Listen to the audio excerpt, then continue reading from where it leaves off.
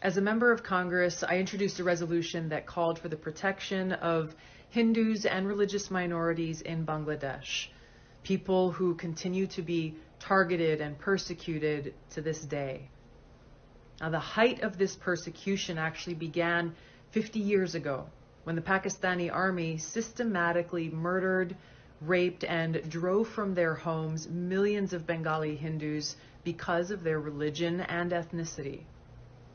On March 25th, 1971, was the beginning of a systematic targeting of Hindus in Bangladesh by the Pakistani military.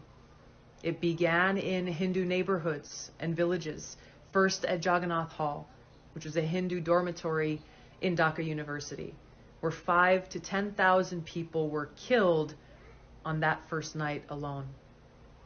This genocidal campaign continued for 10 months, resulting in 2 to 3 million people killed, hundreds of thousands of women and girls raped, and more than 10 million forced to flee their homes.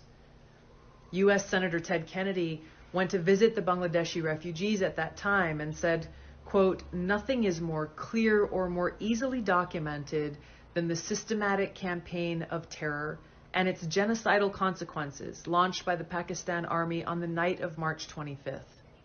Hardest hit have been members of the Hindu community who have been robbed of their lands and shops, systematically slaughtered, and in some places painted with yellow patches marked H." End of quote. Now, the Islamist, not to be confused with Islam, the Islamist persecution of Hindus and other religious minorities in Bangladesh didn't end with Bangladesh's independence.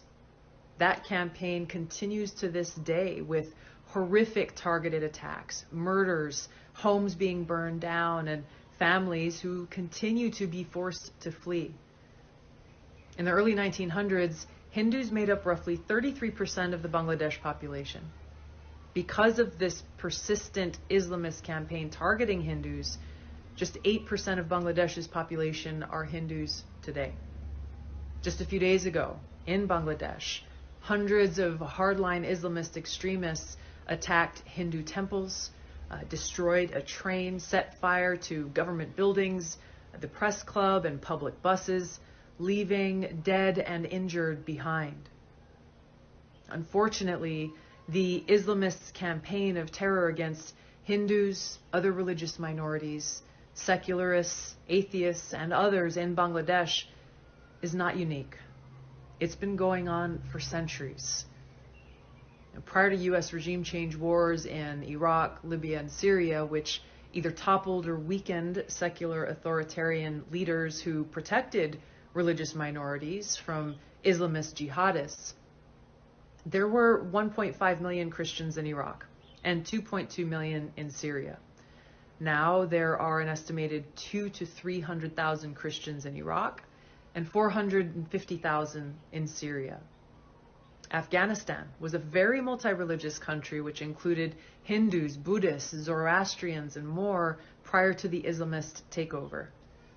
Today, it is estimated there are around 1,000 Hindus who remain. Religious minorities make up less than 1% of Afghanistan's population.